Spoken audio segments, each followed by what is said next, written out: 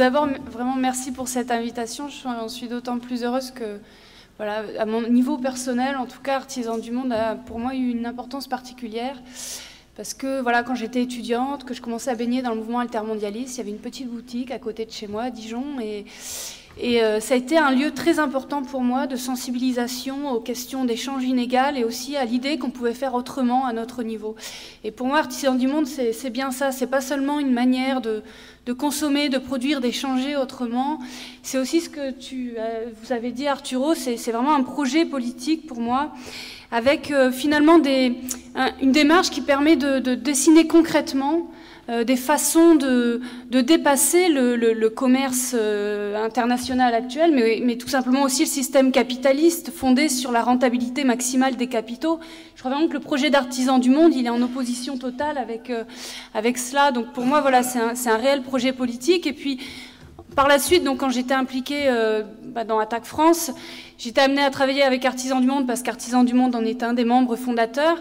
Et ça m'est apparu également qu'Artisans du Monde avait une réelle démarche collective, c'est-à-dire d'implication dans des mouvements beaucoup plus généraux, de transition écologique et sociale, dans le mouvement de l'économie solidaire, mais aussi dans le mouvement altermondialiste.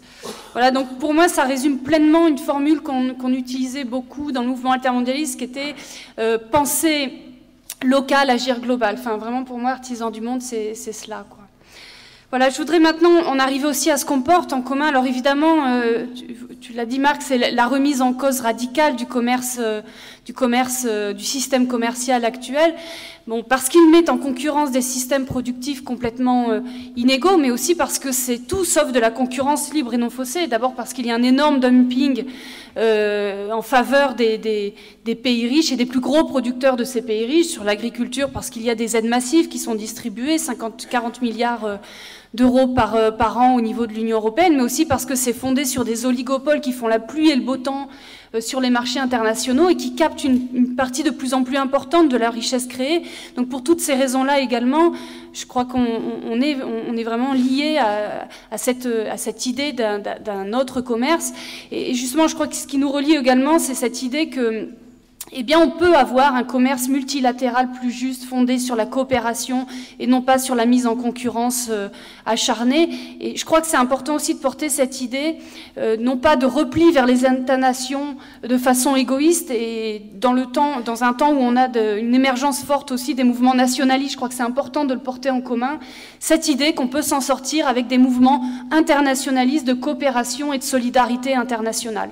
Donc pour cela aussi, il me semble que nous, en tout cas, Attaque, le fait que Artisans du Monde en soit un des membres fondateurs et membre actif de la vie d'Attaque, c'est quelque chose pour nous de très important de ce point de vue-là, pour nous apporter sur ces sujets-là. Alors j'en arrive justement et on m'a demandé, et tant mieux d'en dire quelques mots, à une campagne qui fait sens pour nous, qui est commune actuellement, c'est celle sur l'accord transatlantique. D'abord, ça rappelle qu'on n'est pas du tout sorti du processus de libéralisation des marchés. Certes, l'OMC est en panne. Certes, son ex-directeur, pendant 10 ans, Pascal Lamy, le pauvre Pascal Lamy, n'a jamais réussi à faire aboutir les négociations et à en dégager un accord global, donc il faut remonter à 1994. Mais d'abord, les règles de l'OMC, elles continuent à être contraignantes pour un tas de décisions que l'on prend en termes de politique publique. Mais également parce que eh bien, les pays riches ont réussi à trouver une parade qui s'appelle les accords de libre-échange bilatéraux. Et il y en a aujourd'hui plus de 500 qui sont notifiés ou en cours ou conclus au sein, parce que c'est notifié à l'Organisation mondiale du commerce et ça suit les règles de l'Organisation mondiale du commerce. Et ça couvre quasiment la planète entière. Alors l'Union européenne, on est un des pionniers justement, c'est un des défenseurs les plus acharnés de ces accords de libre-échange, qui permet d'abord de mettre dans un rapport de force encore plus défavorable les pays du Sud, on le voit à travers les accords de partenariat économique, et qui permet d'aller encore plus loin que les règles de l'OMC en termes de libéralisation des marchés. Alors pourquoi l'accord transatlantique est-il important? D'abord parce que ça représente la moitié, l'Union européenne et les États-Unis, la moitié du commerce mondial, le tiers des échanges commerciaux, et que pour la Commission européenne, c'est clairement indiqué que ça doit servir de modèle pour l'ensemble du commerce international et des accords de libre-échange à venir, et même passés puisqu'on peut les faire évoluer. Cet accord transatlantique, vous savez, il est en négociation depuis maintenant un peu plus d'1 an. Le mandat porté par la Commission européenne, d'abord, on ne l'a connu que grâce à des fuites des ONG. Nous, on le connaît depuis plus d'1 an parce qu'on l'a eu par des fuites, mais en fait, ça n'a été officiellement publié qu'en octobre, là, il y a quelques semaines. Ce sont des négociations extrêmement opaques, on ne sait pas le contenu des négociations au fur et à mesure. Hein, et quand on va voir, quand on discute par exemple avec le cabinet du commerce extérieur, c'est très rigolo parce que des fois c'est nous qui leur apportons enfin visiblement certaines informations. J'espère que ce n'est pas vrai, mais en tout cas, je pense vraiment qu'il n'y a uniquement que les négociateurs de la Commission européenne qui savent l'intégralité de ce qui est négocié au fur et à mesure. Donc négociations extrêmement opaques qui mettent en plus la société civile complètement de côté. C'est juste un petit chiffre, mais qui est vraiment représentatif. Sur les 130 réunions avec les parties prenantes, soi-disant parties prenantes de ces accords, avant le mandat qui a été donné, avant le début des négociations, donc prises par la Commission européenne, donc des réunions avec les parties prenantes de la Commission européenne, donc avec ces parties prenantes, il y en a eu sur 130, 119 avec des représentants de multinationales, 11 avec des représentants de la société civile.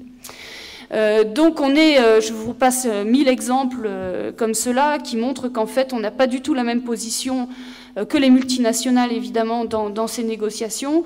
2 points simplement qui vous montrera l'ampleur des désastres potentiels.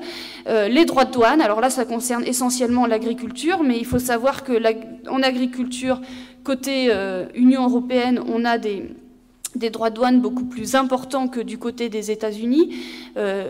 En termes agricoles, y compris sur des produits comme les produits laitiers, etc.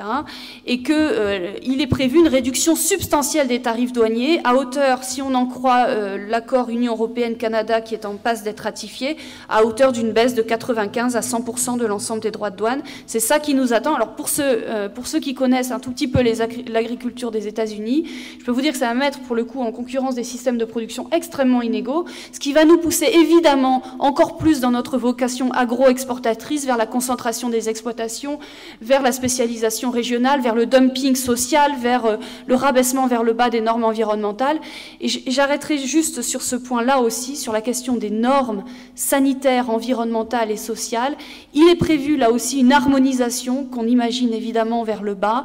Vous connaissez tous l'exemple de la volaille chlorée, la ractopamine peut-être, ou ne serait-ce que des OGM, puisque Monsanto fait un lobbying extrêmement important pour qu'on augmente radicalement la liste des OGM qu'on pourrait consommer et même qu'on pourrait cultiver.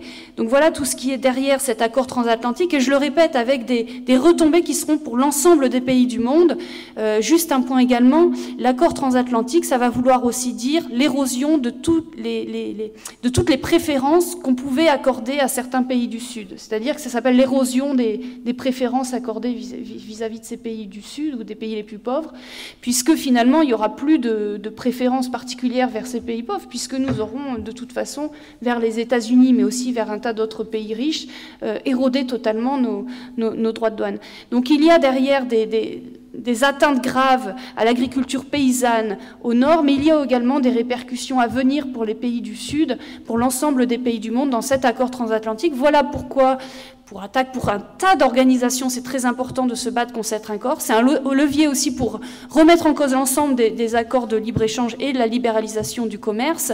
Il y a un collectif très large qui s'est constitué avec des dizaines et des dizaines d'organisations dont Artisans du Monde fait partie. Il y a tout un réseau maintenant, effectivement, de collectivités locales, d'organisations hors TAFTA, avec des mobilisations très fortes. Par exemple, en Allemagne, il y a une initiative citoyenne, une pétition qui est en train de circuler à 1 million de signatures. Voilà, donc on est actuellement dans un niveau de mobilisation très important. Et donc voilà, je vous enjoins vraiment à vous impliquer dans ce mouvement de remise en cause de cet accord-là. Merci.